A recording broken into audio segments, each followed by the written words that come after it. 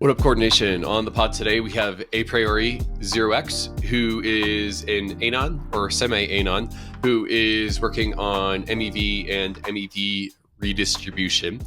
They wrote this post called Random Half-Baked Thoughts on MEV Redistribution about a month ago. And so this podcast is all about MEV redistribution. So if you're just tuning in, or if you're not technical, MEV is basically a category of opportunities where people can earn revenue by capturing value from the mempool. So if you're not deep on blockchain architecture, these words might not mean anything to you, but basically MEV is maximum extractable value. When a transaction gets submitted to the mempool, if you're a miner or someone who has access to the mempool, you can insert a type of transaction that will capture value for yourself into the mempool and then execute it in order to extract value. An example of that would be that you, the listener, submits a transaction where you're going to buy some uni for X price, and I have a transaction in which I'm selling uni at X plus 1 price, and an MEV a transaction would be in between those two things, selling or buying the tokens at a smaller price and then selling them at a higher price, and just it all executes in the same block. But the MEV person is able to extract value by monitoring the mempool and looking for those arbitrage opportunities. Not all MEV is arbitrage, but that's just a simple example. So MEV is really interesting. It's just this rabbit hole, and a priori 0x has been thinking about this a lot. Why am I covering this? Why am I taking you down the rabbit hole?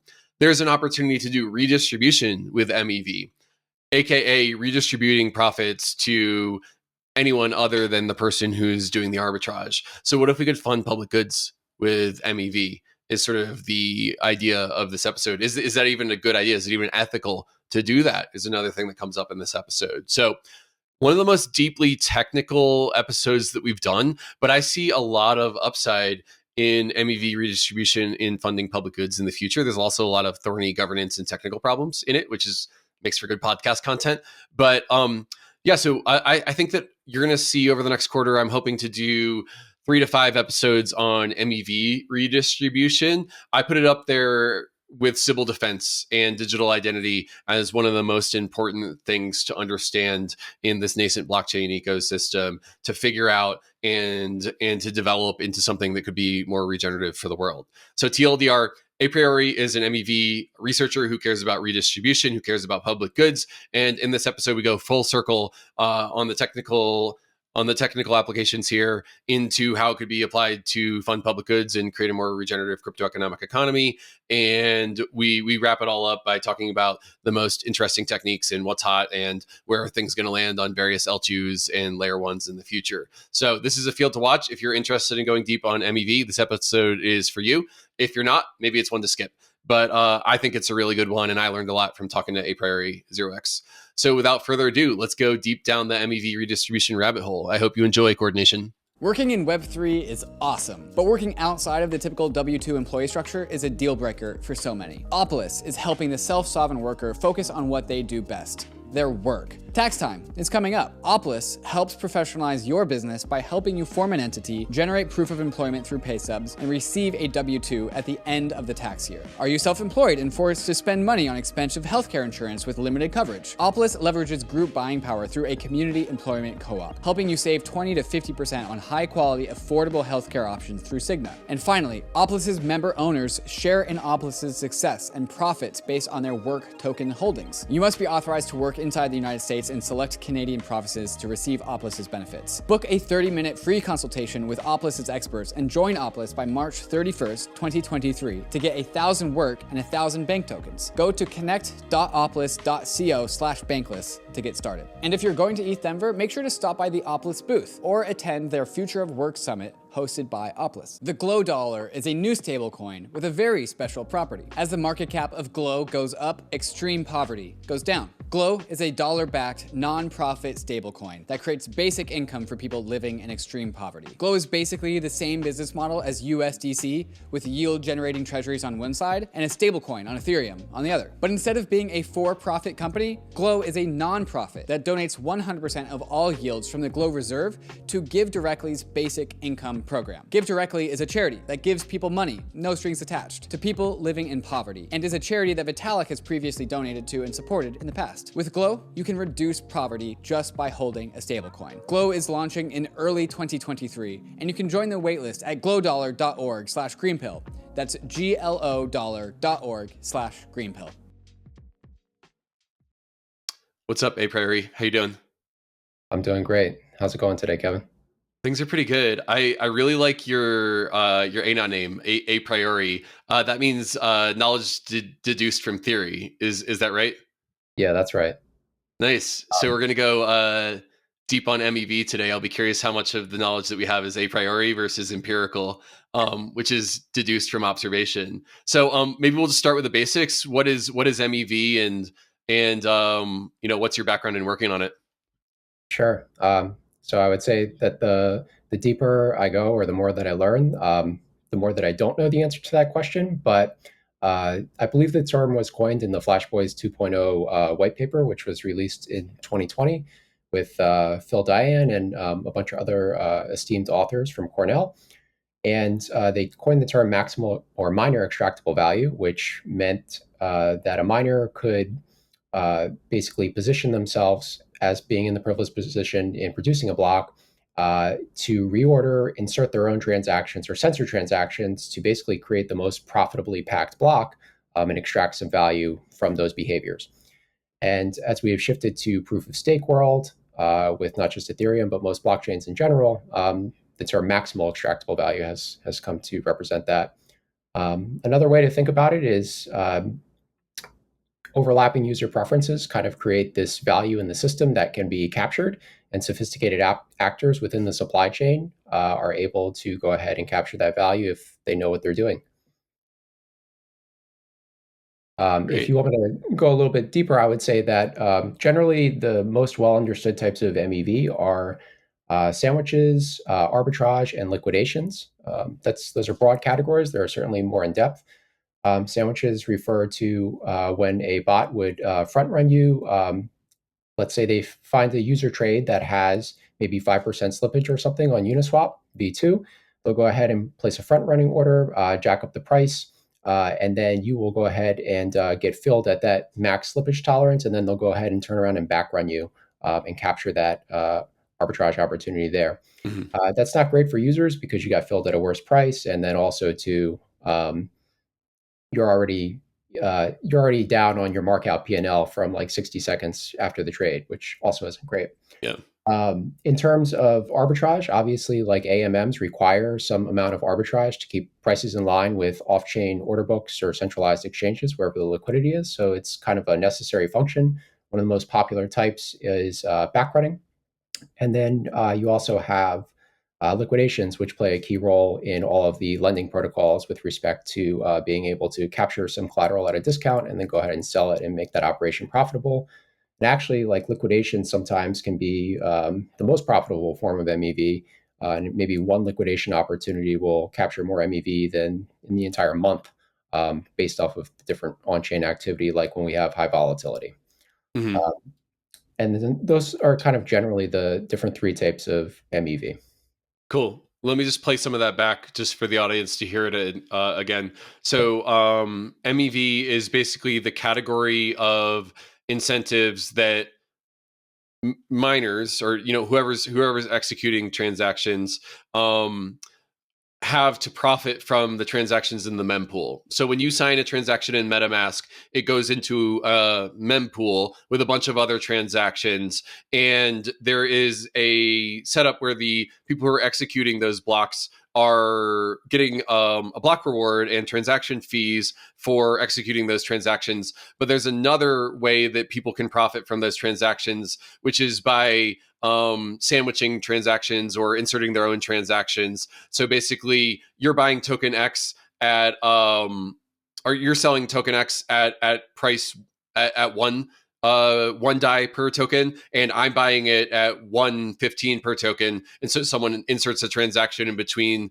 there because they have access to the mempool and makes it a little bit of extra profit on top of that. So it's the category of opportunities for people who have access to the mempool to get their own transactions in for more profit.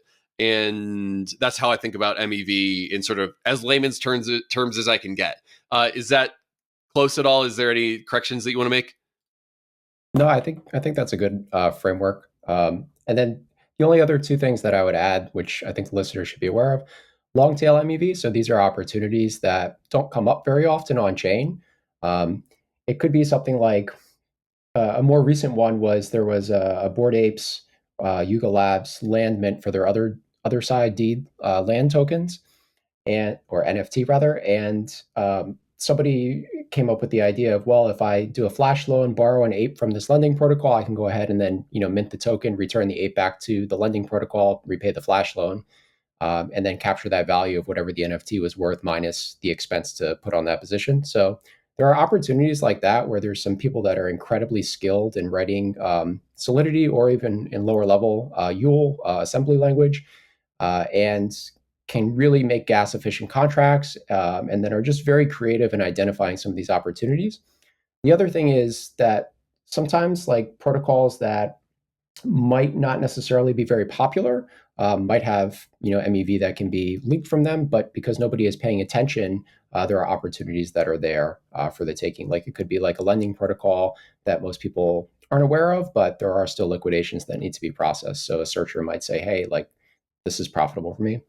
And then the other piece is this newer one for Uniswap v3, which is just-in-time liquidity, which some people might have heard about, where basically a bot will go ahead and they'll sense an opportunity where a large trade is in the mempool and it's going to be executed, and they'll go ahead and front run that trade and add liquidity just in time and go ahead and capture that fee from that trade. So it actually comes at the cost of Uniswap passive liquidity providers, unfortunately for them.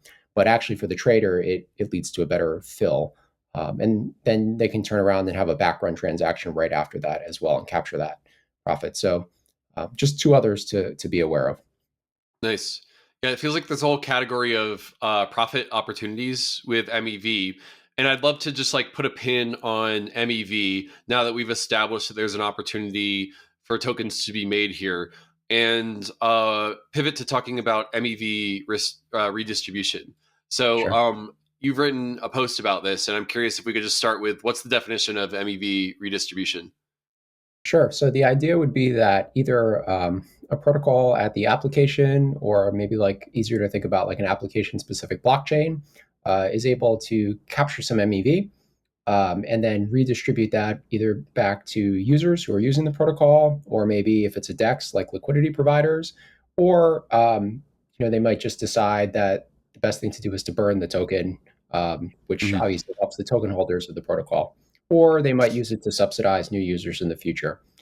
There is, to my knowledge, there is nothing live in production yet with this type of model. But the high level idea behind it is that you're able to capture some of this profit and redistribute it either to the protocol or use it for some greater good, like maybe funding public goods. Mhm. So it feels like MEV redistribution is just the opportunity to take MEV, and instead of putting it in the miners' pockets, maybe there's some reason that they want to distribute it to another actor in the system, of which a subset of that could be public goods funding. That's right. Yeah. So yeah, I mean, we'll have a link to your post in the show notes here, but I'm curious if you can kind of give us the high level of the post. So the post title is "Random Half-Baked Thoughts on MEV Redistribution," and you published it about a month ago. So I'm curious to hear some of those random half-baked thoughts on MEV redistribution. For sure. So the post came from, I got the idea from Shin at Sexy Sun One on Twitter. He's a Flashbot's collaborator researcher. And he put forth this idea, and I kind of riffed on it. And my idea is that if the product market fit or the ultimate use case of blockchains is to disintermediate financial institutions, because we can basically unbundle an investment bank with DeFi and put all the primitives on chain themselves, then blockchains are uniquely positioned to actually capture this MEV that takes place in the legacy financial world, which is very instrumental to the revenue models of all these banks and different firms there. And so as we have more fiat dollars that are converted to crypto coins via like things like USDC or Tether, more volume and liquidity comes on chain, there's going to be more opportunities to capture MEV. And so having that model, thinking through, well, what is the best way then to maximize this opportunity for the ecosystem? And Optimism put out a post a couple years ago on ETH Research called MEVA with this notion of MEV auctions and selling block space in advance and basically selling the rights to sequence transactions for a given amount of blocks. I'm not sure if they've settled on the specification implementation details on how to go about that, but high level the idea is like you could auction off maybe like 10 blocks and say, okay, you have the right, Alice, to sequence the transactions in these 10 blocks. There might be some other rules associated with the sequencing, but you're willing to pay in advance, and then the protocol is able to capture a profit minus the expenses that they're also incurring. And then they can use some of those profits and either maybe like go to a community pool or do something like retroactive public goods funding. Recently, the Cosmos ecosystem put out a white paper for Atom 2.0, which was a revamp of the Cosmos Hub's tokenomics. And one of the ideas within there was to have this notion of a scheduler who could schedule block space in advance and then use some of that revenue to feed a different contract called the allocator, which would then go and do things like provide liquidity to help bootstrap token liquidity or to fund venture startup project public goods, which actually the Cosmos Hub does have a very good track record of doing those things within their ecosystem. So those are kind of like the two that we've seen so far, ideas that have been elevated. I would say another thing to consider is that a lot of times this is going to get pushed to layer 2 because it's not feasible to capture MEV on layer 1 and fund public goods. And I think the reason being is that there has historically been an EIP, I don't remember what it is offhand, which proposed this very early on, which was swiftly rejected. And then in addition to that, Ethereum at the base layer aims to be credibly neutral. So it's very difficult to coordinate and say, we want to fund these public goods, right? Because you're going to have a whole group of people that disagrees with that notion as well. And you also lose some of your credible neutrality in that way. So at the base layer, there's actually been some great research. Tarun Chitra wrote a paper about MEV smoothing, basically redistributing the MEV to the validators in the network, but doing it on a smooth basis so everybody is able to capture some of that rather than it just going to either large staking pools. And then there's also a great ETH research post by Francesco, I think his handle is Fradmat, who wrote a couple of years ago about committee-based MEV smoothing on how to implement this. And then there's also a more nuanced recent post by Domathy at the EF, who wrote about proposer auctions and burning MEV. So that's kind of the layer 1 combo, but at layer 2, you have this ability because of the way that the sequencer is so integral in the operation of the rollup, where they're your builder and you can auction off that right to potentially sequence transactions. Now, like, there is an opposing view to this, and the opposing view is it's kind of the religious divide within the MEV community, and that is auctions versus fair ordering.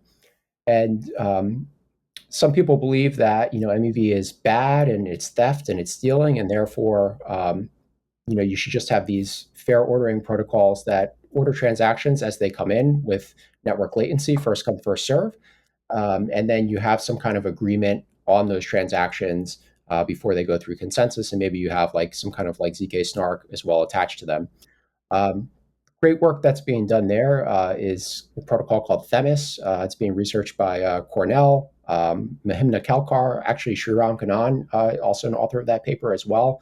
I believe Ari Jules is involved in that work too. Arbitrum is more so looking to implement that approach. However, recently, actually, Shin from the Flashbotch team put forth a proposal to actually have this notion of auctions prior to fair sequencing. So maybe like you take 2 seconds, you do an auction, and then after that auction, you're locking your order of transactions, and then you're going ahead and going through the block production pipeline. And so that could be a way to kind of get the best of both worlds. And so the post was kind of riffing on that. Well, MEV exists and it's only going to get bigger. So we might as well think about what are the ways to capture it and redistribute it to refuel and refund the ecosystem. And to me, that's very important because a lot of times venture funding within crypto, I've noticed, will dictate whatever the next meta is and where people are interested in terms of building. And sometimes people won't build a public good because they don't think that they can get funding for it. So they'll go and they'll build maybe like some ZK application that they know that they can get funding for. I'm not saying that's a bad idea, but you're unable then to say as an ecosystem, well, we need this, BLS signature wallet, let's say, and really get a lot of good funding behind it. And if you're able to capture MEV and redistribute it, you actually allow some of these ecosystems to be self-sustaining. And you allow the community of the ecosystem then to dictate where the funding goes, and you're less reliant on venture funding. And with retro public goods funding, as I understand it, it's kind of this symbiosis now between venture and the community, where you're able to then still get an exit at the end of the term and still be profitable as a venture. So you have this, other carrot as well. Yeah. And if we work together on this, then we can kind of mushroom this out. So amazing. I'm just going to play back what I heard and feel free to interject any corrections.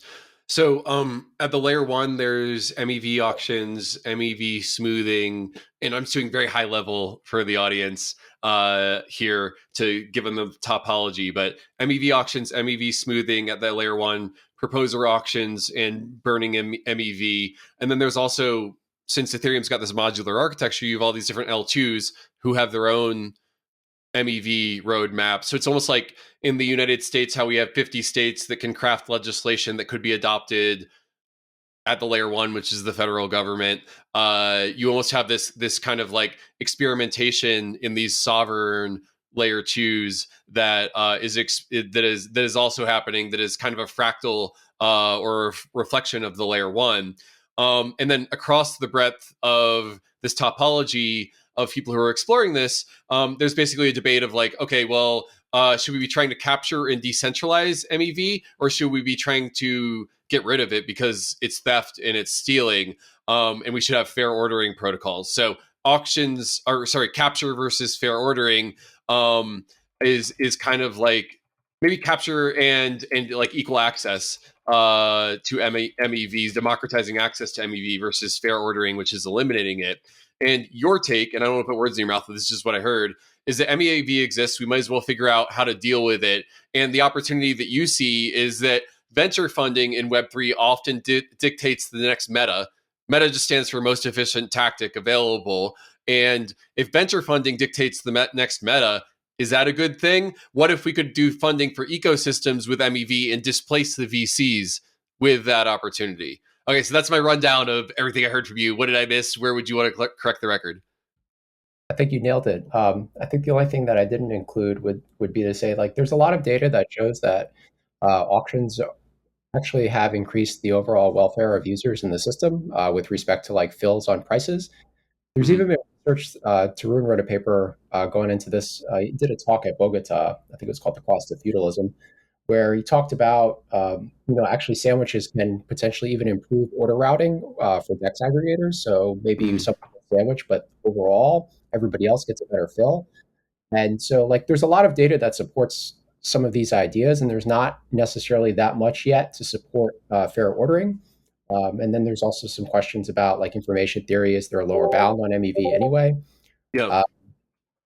But yeah, I think you totally nailed it. I think you got what I was trying to say. You did a great job. Oh, I think you nailed it. I'm just trying to keep up and summarize for the audience.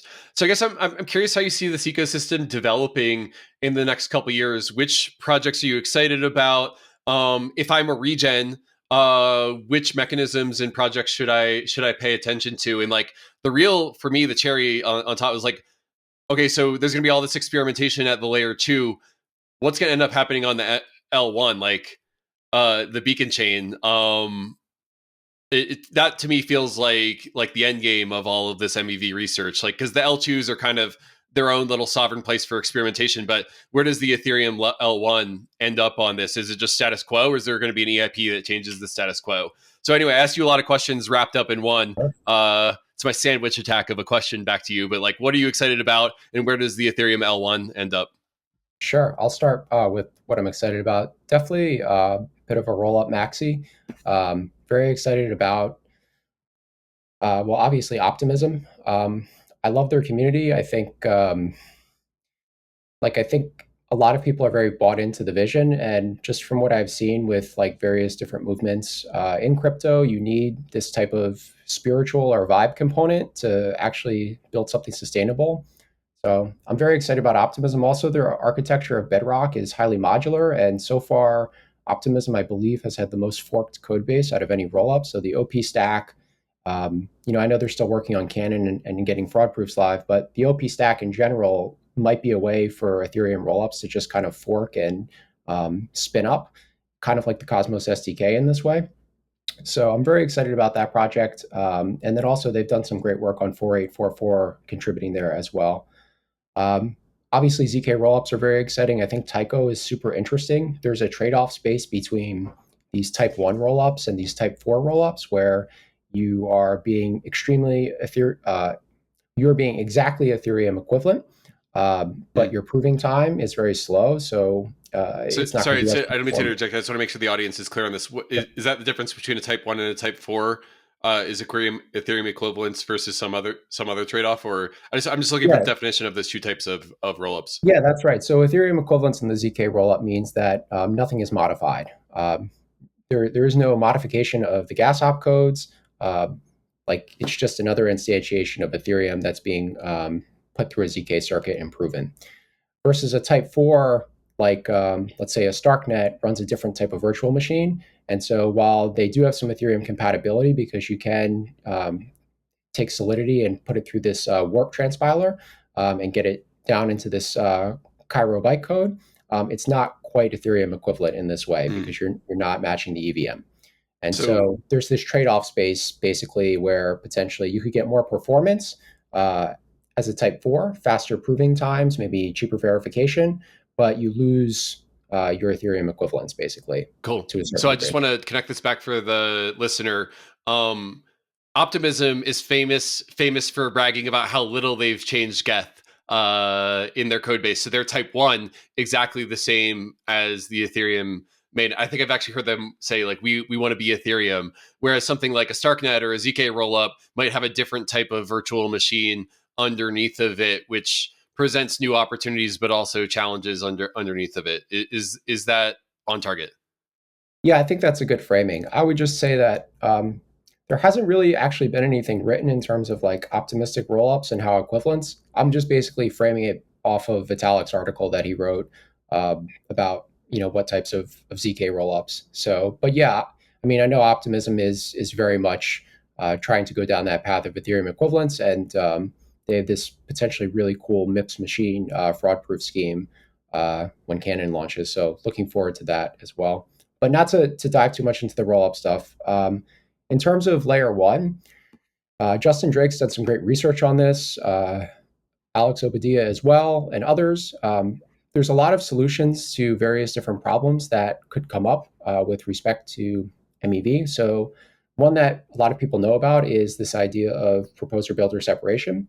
Right now, we have MEV Boost, which is kind of this out-of-protocol proposer-builder separation, and we're actually getting to learn about the actors and kind of what are the needs of the system and what are the trust assumptions and where do things break down. So I think that's great that we could test that.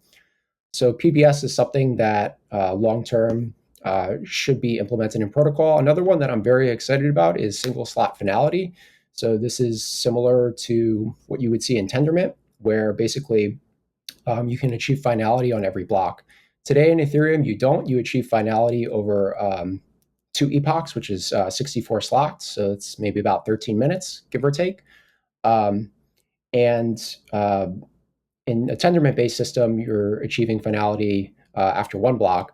And so the overhead in terms of a challenge right now in implementing that with Ethereum, as I understand, is the aggregation of signatures to get every single validator to be able to vote on that 1 block. But I believe it is pretty much solved as a research problem from reading Vitalik's post on it. I think it's called the Road to Single Slot Finality. But that is something that can stop any kinds of short-term multi-block reorgs. and that gives users a lot more assurances about their transaction finality. So I'm very excited about that one. Opens up a number of possibilities also too, with different types of cross-chain communication. Another one is single secret leader election. So right now, today, you know in advance who's going to be the leader for each slot in an epoch. But in the future, you will be able to only know if you are the leader and nobody else will be able to know. So there's some cool cryptography, some great research that's being done on that front as well. And then MEV smoothing, which we talked about, that's really great for redistribution, and also creates a different set of incentives for the participants in the block production supply chain there as well. Recently, there's been ideas put forth about threshold encrypted mempools. The idea of maybe you can even get to like fully homomorphic encryption. These are topics that I'm not quite as familiar with, but there's some great research, and the recent what's it called? The recent MEV roast with Justin Drake and Flashbots. He gave a whole presentation about the different types of encryption and how feasible that they would be, going forward in the future. So I would definitely recommend listeners check that out. So Ethereum at the base layer will be robust and will be, I would say, as MEV resistant as possible in the future. I think in terms of like, if most of DeFi and NFT minting moves to layer 2, then they're going to have to figure out probably what they want to do in terms of value capture mechanism. Word, let me play that back. So you're excited about optimism because of the sort of vibe. You didn't say retroactive public goods funding, but when you said vibe and spiritual component, then that's at least what I hear. And also Yes, the modular architecture. Is that fair? that's fair. Cool. And then the ZK ecosystem, there's some projects you're excited about. Vitalik wrote a post about the road to single slot finality that you're excited about. Single secret leader election is also something that could help here. And you think that Ethereum at the base layer will kind of be more robust and MEV resistant. So the design choice at the base layer is minimizing MEV. But at the L2 layer, it kind of depends on whether DeFi and NFT moves to L2s, and if so, which L2s. But it's kind of anyone's game to figure out what to do at the L2 layer. Is that a good summary for the audience? That's a great summary. The only thing that I would add is that, like, I think Ethereum is going to be able to achieve this kind of robustness, but also still have this open and free auction marketplace. I know Flashbots is working on uh, this proposal of Suave, where it's kind of this idea that Vitalik put forward of having a distributed builder, almost a return back to MEV Geth in a way, where you're building portions of the block off chain, and then kind of like MEV Boost, you're delivering them to the slot leader at that time that they Is can. this what's called proposer builder separation? Is this the same concept? It's it's similar. This would be an Okay, off-chain again version of it, but it's a similar idea. They got still it. have to Okay. release implementation details on this. So I would say check out their post. It's like about a 20-minute read on their website. Mhm. But I know that they have more details coming soon. But basically, the idea would be to have kind of these executors in the system act as searchers, and find profitable bundles, and then aggregate those bundles. And then this chain would aggregate them together and then send that portion of the block to the Ethereum proposer to include. And one method that I didn't talk about that got talked about quite a bit at SBC was this notion of proposer agency, where basically, like, locally, a block builder could say, I want these set of transactions included in my block builder. You go build the block for me, but I need proof that you're going to include these 10 transactions as well. So it's a way that you could potentially get some kind of censorship resistance. And then there are some complications there with respect to proposers needing potentially a view of the mempool, and the idea being that, like, you want validators to kind of be as dumb and pipey as possible, so anybody can spin one up, and not have to like run some complex searching algorithm or building algorithm. But that being said, there's also this idea that did ship called min bid, where basically you can run MEV Boost as a proposer, but you can say, hey, like, I only want the MEV Boost built block if the fee is that I receive is 1 ETH, or if it's 0.5 ETH, whatever your threshold is. but it allows you to participate in the censorship resistance of the network generally, but then also say, okay, I want to get some long tail exposure, because there have been blocks where like it's an 80th payout or a 70th payout. And if you're that single proposer, like that's going to be much more than you're making in a year's worth of staking rewards. So you want that opportunity. But the idea of proposer agency and protocol commitments, there's some cool stuff. Research, I would say Barnabé Monet and the Robust Incentive Group are doing some great research there. The Eigenlayer team have put out a proposal called MEV Boost++, which talks about some of this stuff as well. So I would say check those out for more details. Word. So, talked about distributed builder and how that's similar to like MEV Geth, proposer agency, and a couple other mechanisms. It seems to me that, like you said at the top of the episode, that MEV is just this deep rabbit hole. And the more you learn about it, the more you realize you don't know. And I'm like getting that feeling. It feels like that scene in Alice in Wonderland where you're kind of falling down the rabbit hole, and there's various, like, there's like a rabbit or like a glass of milk that you could grab. I think she actually has a rocking chair on the way down. And I get that feeling of just going down this deep rabbit hole. And I'm wondering, what's the a priori reason for that? Is it just that this is a place where there's a lot of upside and it's so novel and there's a blue ocean here? But like, what's the reason why there's such a deep rabbit hole here? And like, how far does the rabbit hole go? If you had to guess. I mean, some people would say like they think that all these type of solutions would prove that like you can solve MEV, and within 5 years, once we see some improvement in different versions of cryptography, then we'll get to a point where MEV is mostly solved. Other people think that it's going to continue to be an ongoing issue. It's hard to say. I mean, I think some of it is a coordination problem, like we talked about. Like you have people that are building stuff kind of in parallel to each other, but it might be symbiotic. It might be conflicting, which is great, but at the same time, wasted efforts maybe.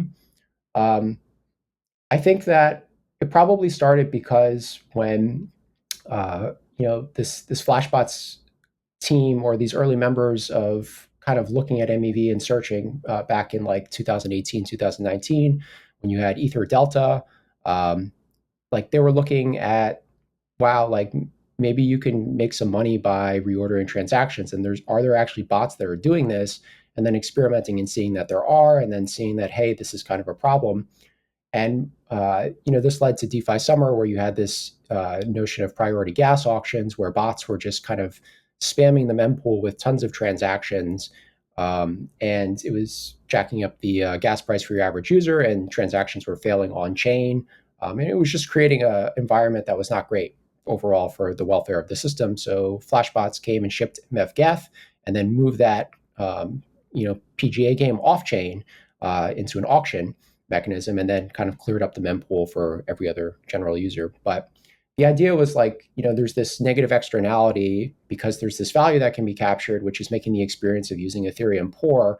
So like, let's ship this product to improve that and help the overall welfare of the system. And I think it's just kind of continued from there to build, because now designers of applications, designers of any systems have to be MEV aware, because there's these incentives and that exist. And when you have an incentive that says, like, if you do X, you get paid X amount of money, people will probably gravitate towards that and do it. So it's a way of designing the incentives that keeps the integrity of the system as intended, but also allows these incentives to potentially benefit the users of the system. So I don't know if that's a good answer, but I think it started from this notion of, how do we solve the problem of PGAs, to now MEV is everywhere on every chain. How do we coordinate this and make it most efficient to be captured, and then figure out these kind of redistribution mechanisms? Because otherwise you might have more anarchy, and then it just kind of becomes an existential threat to blockchains in general. Amazing. In a world in which you're maximally successful in your agenda with MEV redistribution, what does the world look like?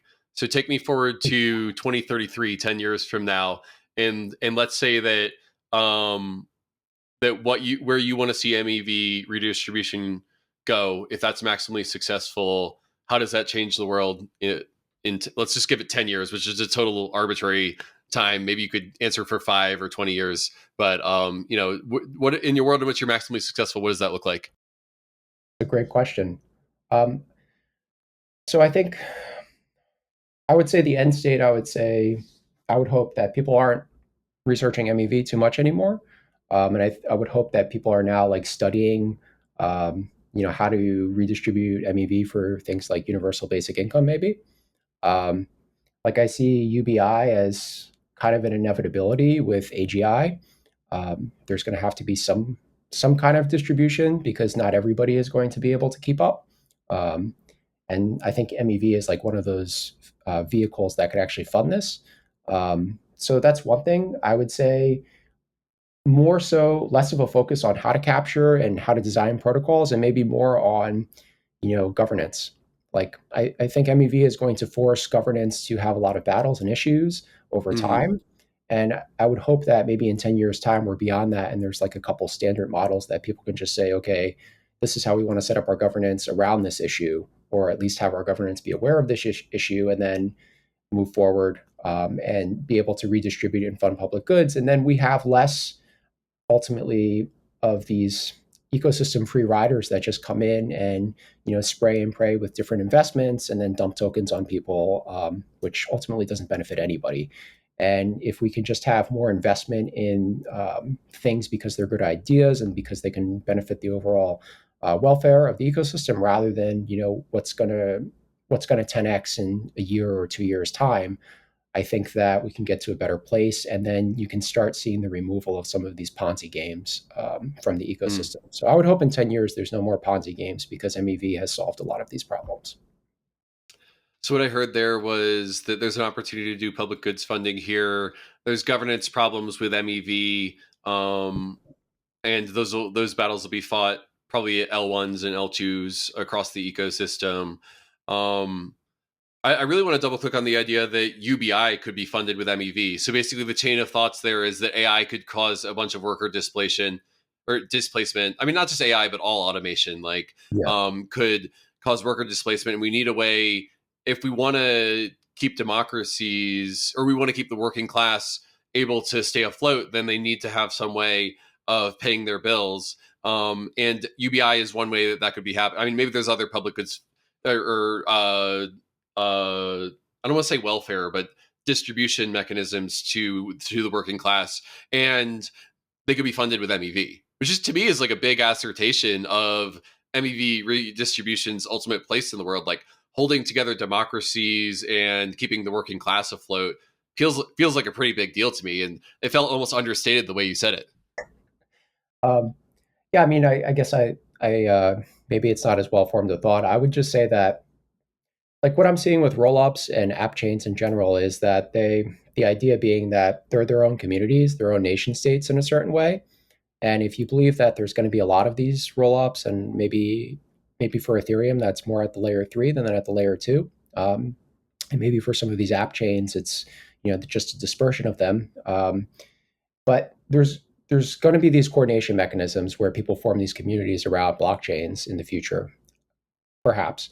And assuming those things are true, then participants in those ecosystems probably are going to have to think long and hard about different funding mechanisms Mm-hmm. to keep their community afloat. And I think that this could be one where, if you're part of this community and there's a UBI for this roll up community based off of the MEV that's captured. Um, Mm.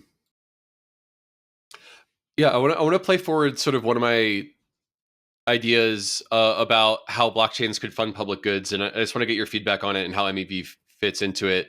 So I have this sort of like holonic perspective on the world. Holons are just basically this idea that each hole is also a part of other holes, and it's kind of like fractal up and down different sides. Like for example, I'm a person. I'm a holon that's composed of cells in my body, and you and me recording this podcast are a holon because we're two people that compose this Green Pill show. And then the Ethereum community is a holon. In Boulder, Colorado, where I live, is a holon. And the whole world is a holon.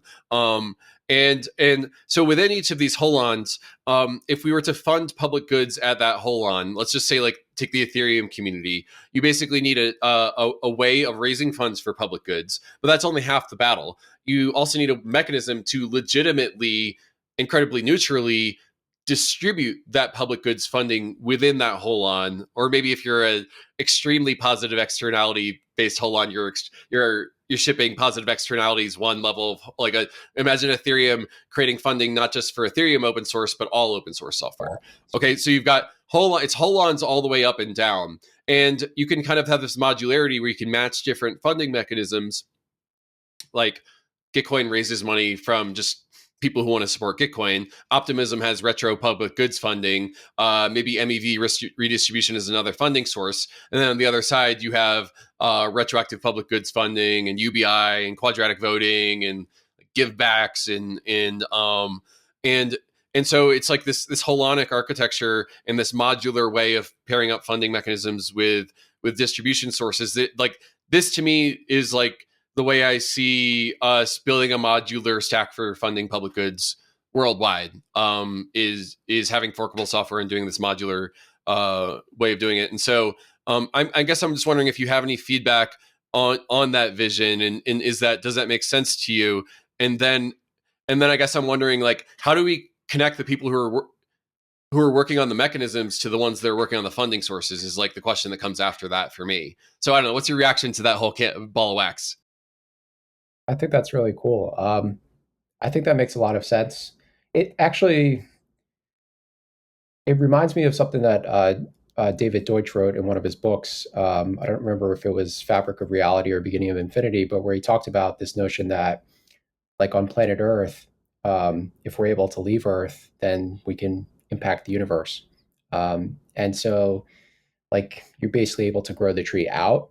And so we're not, as Stephen Hawking said, these insignificant specks of dust that are just, random. We actually have ability to make great impact and change. And sometimes all it takes is a small impact first, which can grow out and mushroom. And so I'm totally aligned with that thinking.